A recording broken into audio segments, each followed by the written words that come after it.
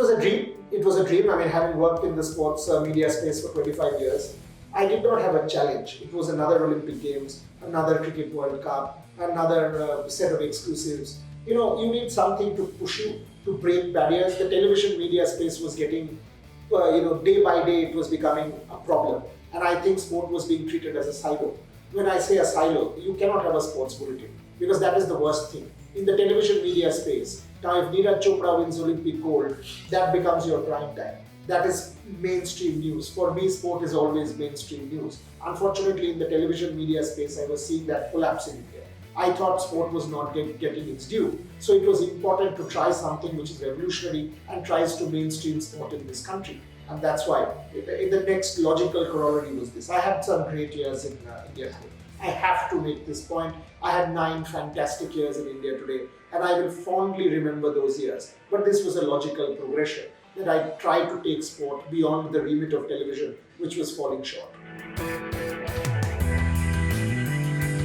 We are launching a sports tech company which has 5 verticals.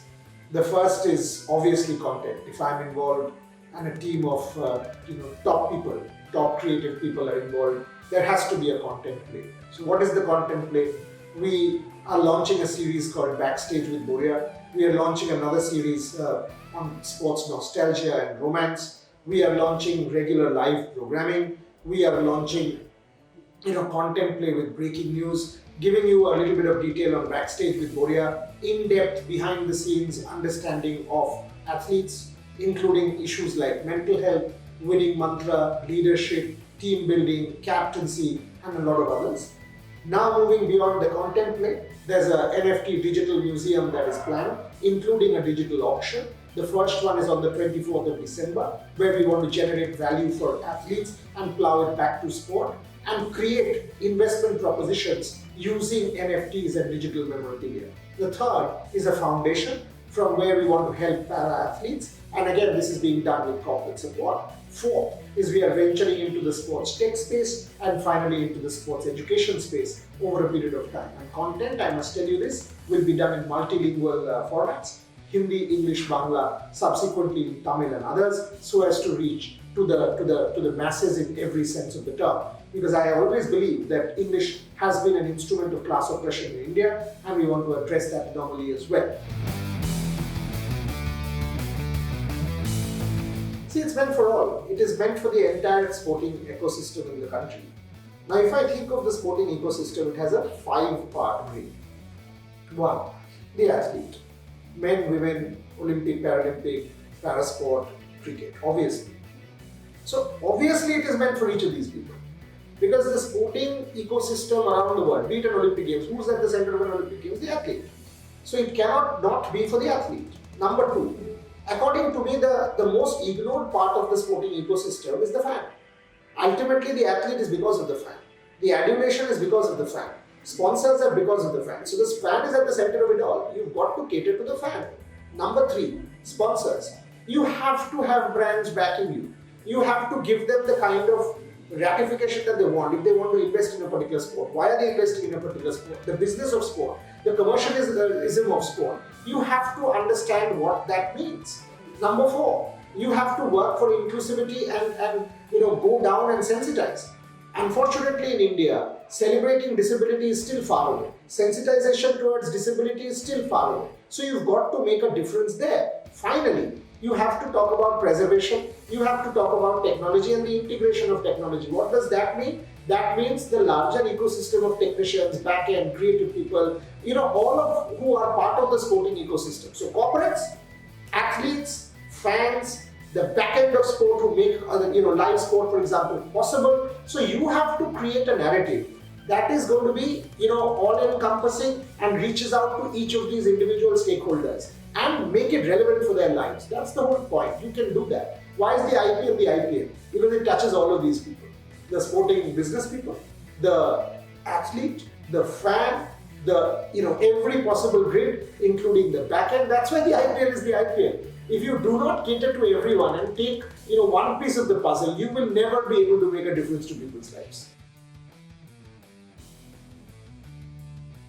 Yeah, we already have a base in Singapore and Dubai. And why Singapore and Dubai? You could have said, why are you not doing it in Vanuatu? The fact is, if you see last couple of years, which city has become the epicenter of global sport? It's more cricket, is Dubai. Be it the IPL, be it the World Cup, even during COVID, Dubai was at the center of it all. Singapore. There is a tremendous, Singapore is a melting pot. Singapore is a global melting pot of sorts where everyone comes together from the perspective of sport. So clearly, these were the two bases, and there's a massive Indian diaspora, 37 odd million. So we wanted to target these men and women who still have a root with this country, and it was only natural that we will go to Singapore, go to Dubai and have our main base in India. So that's how we start. Now the next phase will be obviously the UK, the United States and Australia. Because if having lived, and why, again, you can ask me why UK, US and Australia. These are countries where I've lived and taught. My doctoral dissertation was from the UK, I know the UK scene. I've lived and taught in the United Kingdom, in Oxford and in Manchester for several years. I know the sporting scene, the diaspora scene, United States. I've taught at the University of Chicago for several years. I've lived there. I know, again, I was the one who started cricket almost, in the university quad and then went and played in Washington Square. So I know that game well. I know the Midwestern Cricket Conference, where there were 15,000 members at that point in time in 2004-05. Take Australia. Having lived in Melbourne and Sydney, I understand that grid well. So the logical next phase of expansion will be to these countries.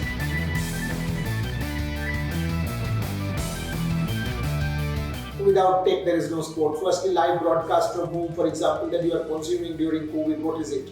According to me, the empowerment of the fan has to be based on technology. Earlier, what used to be done, some cameras would be placed in a stadium setting and you would consume. What does that mean? The diaspora fan, the people in other cities, the fan who's consuming it from beyond the country. Nobody has any say or any play. The point is, that fan who's sitting in Melbourne and consuming a match at Eden Gardens is as much a stakeholder. How do I empower that fan? I empower that fan with the use of technology, be it broadcast, smart cricket, for example, using digital technology to revolutionize broadcast. There are other tech providers. Everything, the essence of sports consumption at this point in time is based out of technology, be it Omega, be it the touchpads. If you see the evolution of how tech, do you even know that during an Olympic race, earlier there were 11 people who would sit there with stopwatches measuring the time of the 10 or the 11 runners, and somebody would match that. Today there are touchpads. Today there are even guns. Earlier, what used to be fired because of the way sound travels, the last person in a racing track would hear it the last. So he was discriminated against. Today, it is a very different kind of technology that has been pioneered, which reaches to everyone at the same time. So you've got to ultimately premise yourself on sports technology, because that is where the next phase of innovation is. It is all digital to start with. Eventually, obviously, it will become print, digital, radio, and television. That's the four different parts of the media vertex, if you ask me.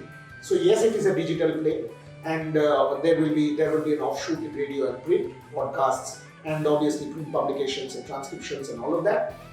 So there will be a print play and a radio play as well. But the next phase, once we are up and running, will be television. So that will come last. Several. Blessed, honestly blessed. If you have 7, 8 popular brands backing you from day one, now that's extraordinary. Thumbs Up is Coca-Cola India is a strategic partner. MPL Foundation is a strategic partner. Aegis Federal Life Insurance, they've backed it from day one. Fanatic Sports, sports, tourism, travel, experiential company backed it from day one. Just by Roots, which is one of India's revolutionary food companies, has backed it from day one. We have multiple brands. There's a healthcare provider in Hyderabad, a new startup, Yoda Lifeline. They are backing it from day one. Multiple other conversations are going on with brands. Each one of them want to associate with us. So, fingers crossed, we do not have problems in terms of corporate support. They will automatically get advantage. We will amplify young people. We will go down to the grassroots. We will eventually data aggregate and make them, harness young talent and make them accessible to institutions. Obviously, we will tell their stories. We will create narratives. We will create an aspirational tale, and every sports person stands to benefit from this venture.